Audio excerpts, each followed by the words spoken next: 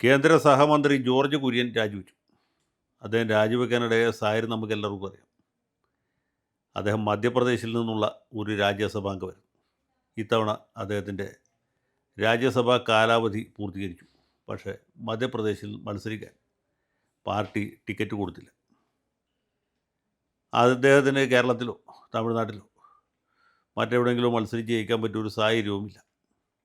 അങ്ങനെ ഒരു സാഹചര്യത്തിൽ പിന്നെ കേന്ദ്ര സഹമന്ത്രിയായിട്ട് തുടരുന്നതിൽ കഥയില്ല. സഭാംഗമല്ലാതെയും 6 മാസം വരെ വേണമെങ്കിൽ കടിച്ചു തൂങ്ങിക്കിടക്കാം എന്നൊരു വ്യവസ്ഥയുണ്ട്. പക്ഷേ ജോർജ് കുര്യൻ അങ്ങനെ ഒരു പോക്കണം കെടുന്ന് തയ്യാറില്ല. അദ്ദേഹം അന്തസ്സുള്ള ആളാണ്, തറവാടിയാണ്. ഏതെങ്കിലും കാലത്ത് കേന്ദ്രമന്ത്രി ആയിക്കളയാം എന്ന് വിചാരിച്ചിട്ടല്ല BJP യിൽ ചേർന്നത്. അതിവിടുത്തെ ഏറ്റവും കടുത്ത RSSകാരും ക്രിസ്ത്യൻ വിരോധികൾ വരെ പറഞ്ഞു കളയും. കാരണം 1980 ഈ പാർട്ടി രൂപീകരിച്ച അന്ന് പാർട്ടിയിൽ ചേർന്ന ആളാണ് ജോർജ് കുര്യൻ. അന്ന് BJP യിൽ വേറെയും പ്രമാണികളായ ക്രിസ്ത്യാനികളുണ്ടായിരുന്നു. ഡോക്ടർ റേച്ചൽ മത്തായിയെ പോലെയൊക്കെയുള്ള, അല്ലെങ്കിൽ OM മാത്യൂസ് സാറിനെ പോലെയുള്ള ആളുകളൊക്കെ ഉണ്ടായിരുന്നു.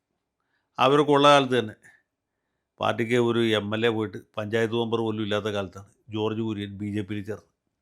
അന്ന് തൊട്ട് ഇന്നേ ദിവസം വരെ പുള്ളി അച്ചടക്കമുള്ള ഒരു BJP കാരനായിട്ട് തുടർന്നു. അദ്ദേഹം ഏതെങ്കിലും സമയത്ത് എന്തെങ്കിലും സ്ഥാനമാനങ്ങൾ ചോദിച്ചായിട്ടോ അത് കിട്ടാത്തതിനെ തുടർന്ന് മുഖം വീർപ്പിച്ചായിട്ടോ ആരും കേട്ടിട്ടില്ല. അദ്ദേഹത്തിൻ്റെ കഴിവും പ്രാപ്തിയും കണ്ടറിഞ്ഞിട്ടാണ് ദേശീയ ന്യൂനപക്ഷ കമ്മീഷൻ്റെ ചെയർമാനായിട്ട് വരെ പുള്ളിയെ നിയമിച്ചത്. അദ്ദേഹം പലതവണ പല മണ്ഡലങ്ങളിലും മാറി മാറി മത്സരിച്ചിട്ടുള്ളതാണ്. കഴിഞ്ഞ നിയമസഭാ തെരഞ്ഞെടുപ്പിലും മത്സരിച്ചു, തോറ്റുപോയി. അദ്ദേഹത്തിൻ്റെ കഴിവും പ്രാഗൽഭ്യവും കണ്ടറിഞ്ഞിട്ടാണ് 3ാം മോഡി സർക്കാരിൽ പുള്ളിയെ ഒരു സഹമന്ത്രിയായിട്ട് നിയമിച്ചത്. അപ്പോൾ ഇവിടുത്തെ മാപ്പറകളൊക്കെ അത്ഭുതപ്പെട്ടു പോയി. ആരാണ് ഈ ജോർജ് കുര്യൻ? എന്താണ് അദ്ദേഹത്തിൻ്റെ സവിശേഷത? എന്താണ് അദ്ദേഹത്തിൻ്റെ പ്രത്യേകത എന്നൊക്കെ അന്വേഷിച്ചപ്പോഴാണ് മനസ്സിലായത് 1980 മുതൽക്ക് ഇന്നേ ദിവസം വരെ യാതൊരു പരാതിയുമില്ലാതെ പരിഭവമില്ലാതെ പാർട്ടിയെ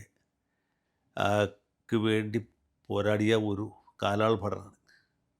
കുതിരപ്പടയാളിയല്ല, കാലാൾ ഭടനാണ്. അപ്പോൾ ഇങ്ങനെ ഒരാളുടെ കഴിവും പ്രാഗൽഭ്യവും പാർട്ടിയോടുള്ള കൂറും നേതാക്കന്മാരോടുള്ള അകൈതവുമായ ഭക്തിയും എല്ലാം തിരിച്ചറിഞ്ഞിട്ടാണ് പുള്ളിയെ കേന്ദ്ര സഹമന്ത്രിയാക്കിയത്. ഇപ്പോൾ പാർട്ടി അദ്ദേഹത്തെ വീണ്ടും രാജ്യസഭയിലേക്ക് അയക്കാൻ കൂട്ടാക്കുന്നില്ല. ഒട്ടും താമസിയാതെ അദ്ദേഹം രാജിക്കത്ത് എഴുതി കൊടുത്തു. ഒരു പരാതിയില്ല, പരിഭവമില്ലാതെ പടിയിറങ്ങുകയാണ്. പാർട്ടി അദ്ദേഹത്തിന് വേണ്ടി എന്തോ ഇതിലും വലുത് കരുതി വച്ചിട്ടുണ്ട് എന്നാണ് ആത്മാർത്ഥ BJPക്കാർ കരുതുന്നത്. ഒരുപക്ഷെ അങ്ങനെ ആവാൻ സാധ്യതയുണ്ട്. പാർട്ടി ഇദ്ദേഹത്തെ പോലെ ഒരു വിശ്വസ്തനായ ആളെ കൈവിടാൻ സാധ്യതയില്ല. നമ്മുടെ മീഡിയ വൺ ചാനലുകാരൊക്കെ വലിയ സന്തോഷത്തിലാണ്. BJPയുടെ ക്രിസ്ത്യൻ ഔട്ട്റീച്ച് പൊളിഞ്ഞതുകൊണ്ടാണ് ജോർജ് കുര്യനെ വെറും കൈയുമായിട്ട് പറഞ്ഞയക്കുന്നത്. ജോർജ് കുര്യനെ കൊണ്ടൊന്നും ഒരു കാര്യവുമില്ല, ഇതുകൊണ്ടൊന്നും ഒരു ക്രിസ്ത്യാനിയും BJPയോട് വരാൻ പോകുന്നില്ല എന്നൊക്കെയാണ് അവർ പറയുന്നത്. അവർക്കങ്ങനെ പറയാനും സന്തോഷിക്കാനുള്ള എല്ലാ അവകാശവുമുണ്ട്. പക്ഷേ നേരത്തെ അൽഫോൺസ് കണ്ണന്താനത്തെ കേന്ദ്ര സഹമന്ത്രിയാക്കിയതും ഇതുപോലെയായിരുന്നു. കുറച്ച് കഴിഞ്ഞപ്പോൾ അദ്ദേഹത്തെയും പറഞ്ഞു വിട്ടു. പിന്നീട് മുരളീധരനെ ഉത്തർപ്രദേശിലോ രാജസ്ഥാനിലും കണ്ടും കൊണ്ട് നിർത്തി. പുള്ളിയെ സഹമന്ത്രിയാക്കിയതും ഇതേ മാതൃകയിലായിരുന്നു. കാലാവധി കഴിഞ്ഞപ്പോൾ അദ്ദേഹത്തെ ഒഴിവാക്കി. രാജീവ് ചന്ദ്രശേഖരനെ, മലയാളിയാണെങ്കിലും കർണാടകത്തിൽ നിന്നാണ് തിരഞ്ഞെടുത്തത്, കാലാവധി കഴിഞ്ഞപ്പോൾ അദ്ദേഹത്തെ ഒഴിവാക്കി. ഇപ്പോഴിതാ ജോർജ് കുര്യനെയും ഒഴിവാക്കി.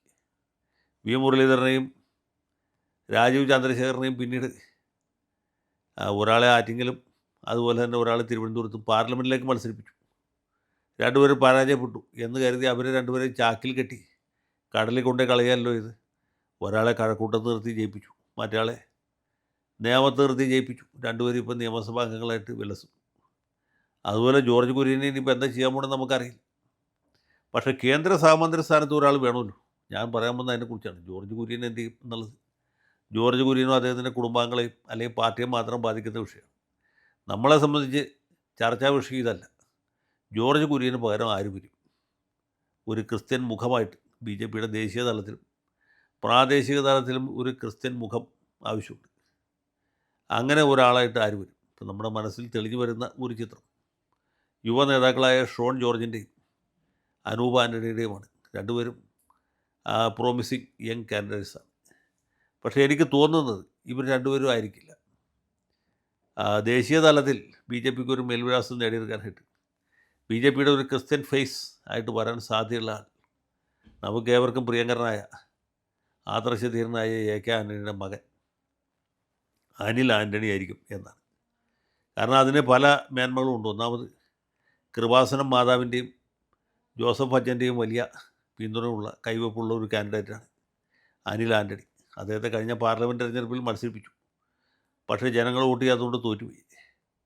പിന്നെ നല്ല ഒരു രാഷ്ട്രീയ പൈതൃകമുള്ള ആളാണ്. ഇന്ത്യൻ നാഷണൽ കോൺഗ്രസ്സിലെ കൈക്കൂലി മേടിക്കാത്ത ഒരേ ഒരു നേതാവ് എന്ന് പേര് കേട്ട മഹാനായ എ.കെ. ആൻ്റണിയുടെ സീമന്തപുത്രനാണ്. അതുകൊണ്ട് അദ്ദേഹത്തെ കോൺഗ്രസ്സിൽ നിന്ന് ബി.ജെ.പിയിലേക്ക് എടുത്താണ്. കാരണം അനിൽ ആൻ്റണി അല്ല അവർക്ക് വേണ്ടത്. ബി.ജെ.പിക്ക് ആവശ്യം എ.കെ. ആൻ്റണിയുടെ രാഷ്ട്രീയ മേൽവിലാസമാണ്. കെ. കരുണാകരൻ്റെ മകൾ ബി.ജെ.പിയിൽ ചേർന്നു. എ.കെ. ആൻ്റണിയുടെ മകൻ ബി.ജെ.പിയിൽ ചേർന്നു. ഉമ്മൻചാണ്ടിയുടെ മരുമകൻ, ഉമ്മൻചാണ്ടിയുടെ മകളുടെ ഭർത്താവ് ബി.ജെ.പിയിൽ ചേർന്നില്ല. പക്ഷേ ബി.ജെ.പിയുടെ സഖ്യകക്ഷിയായ 2020 ചേർന്നു എന്നൊക്കെ പറയുന്നത് വടക്കേ ഇന്ത്യയിൽ ബി.ജെ.പിക്ക് ഒരു മൈലേജ് കൊടുക്കുന്ന കാര്യമാണ്. തെക്കേ ഇന്ത്യയിലെ പ്രഗത്ഭരായ നേതാക്കന്മാരുടെ മക്കൾ ഞങ്ങളുടെ പാർട്ടിയിൽ ചേർന്നു. അവരുടെ പിതാക്കൾ അല്ലെങ്കിൽ മാതാക്കളും ഞങ്ങളുടെ പാർട്ടിയിൽ അധികം വൈകാതെ ചേരും എന്നൊരു സന്ദേശം കൊടുക്കാനാണ് ഇവർ ആഗ്രഹിക്കുന്നത്, താല്പര്യപ്പെടുന്നു. അങ്ങനെ നോക്കുമ്പോൾ അനിൽ ആൻ്റണിക്ക് പ്രത്യേകിച്ച് ഇപ്പോൾ ലാവണമൊന്നുമില്ല. ഔദ്യോഗിക പദവികളും എന്തെങ്കിലും ഉണ്ടെന്ന് എനിക്ക് തോന്നുന്നില്ല. അദ്ദേഹത്തെ പോലെ ഒരാളെ, ഒരു ചെറുപ്പക്കാരനെ ഈ കേന്ദ്ര മന്ത്രിസഭയിൽ ഉൾപ്പെടുത്തുകയാണെങ്കിൽ അതുകൊണ്ട് പല മെച്ചങ്ങളുണ്ട്. ഒന്ന്, യോഗ്യനായ ഒരു ചെറുപ്പക്കാരനെ ഞങ്ങൾ മന്ത്രിസഭയിൽ ഉൾപ്പെടുത്തി എന്ന് പറയാനല്ലാതെ കേന്ദ്രത്തിൽ സഹമന്ത്രിമാർക്ക് പ്രത്യേകിച്ച് ജോലിയൊന്നുമില്ല. സഹമന്ത്രിയാണ് എന്നും പറഞ്ഞ് ഡൽഹി കൂടി നടക്കാം, കോട്ടയത്തെ കൂടി നടക്കാം, അതിനപ്പുറത്തൊന്നുമില്ല, ഒരു ജോലിയില്ല. അത് മുല്ലപ്പള്ളി രാമചന്ദ്രൻ കേന്ദ്ര ആഭ്യന്തരമന്ത്രി ആയിരുന്നപ്പോഴും അങ്ങനെയായിരുന്നു. സുരേഷ് ഗോപി ഇപ്പോൾ ഏതോ വകുപ്പിൻ്റെ ചുമതലക്കാരനായിരിക്കുമ്പോഴും അത്രയേ ഉള്ളൂ. പണ്ടും അങ്ങനെയാണ്. എ.സി. ജോർജൊക്കെ സഹമന്ത്രിയായിരുന്നു, എനിക്ക് ഓർമ്മയുണ്ട്. അപ്പോൾ സഹമന്ത്രിമാർക്ക് പ്രത്യേകിച്ച് ജോലിയോ ഉത്തരവാദിത്വമൊന്നുമില്ല. അവരെ വല്ല മീറ്റിങ്ങിൽ വിളിക്കുകയാണെങ്കിൽ പങ്കെടുക്കാം. ചായയോ കാപ്പിയോ അണ്ടിപ്പരിപ്പോ മുന്തിരിക്കോ എന്താ മുമ്പിൽ കൊണ്ടു നോക്കുകയാണെന്ന് വെച്ചാൽ അതും കഴിക്കാം. അല്ലാതെ പ്രത്യേകിച്ച് ഉത്തരവാദിത്തമോ അല്ലെങ്കിൽ എടുത്താൽ പൊങ്ങാത്ത ചുമതലകളൊന്നുമില്ല. അതൊക്കെ ചെയ്യാനായിട്ട് അനിൽ ആൻ്റണി ധാരാളം മതി. പിന്നെ കേന്ദ്ര സഹമന്ത്രിയായിട്ട് നടക്കുകയും ചെയ്യാം.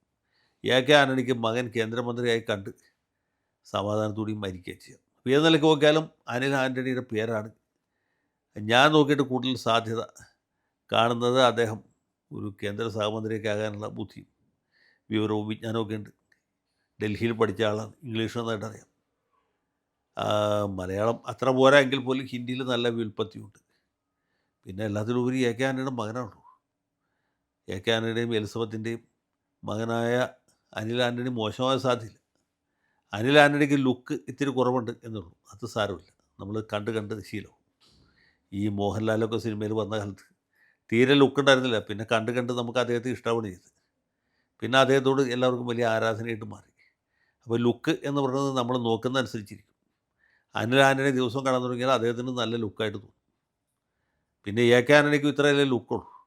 അതുകൊണ്ട് അത് കണക്കാക്കേണ്ടതില്ല. അനിൽ ആൻ്റണി കേന്ദ്രത്തിൽ സഹമന്ത്രിയായിട്ടല്ല, ക്യാബിനറ്റ് മന്ത്രിയായിട്ട് തന്നെ വരട്ടെ എന്നാണ് എൻ്റെ ആശംസ, എൻ്റെ പ്രാർത്ഥന. അദ്ദേഹത്തിന് മംഗളമല്ല മനോരമ തന്നെ നേരുന്നു.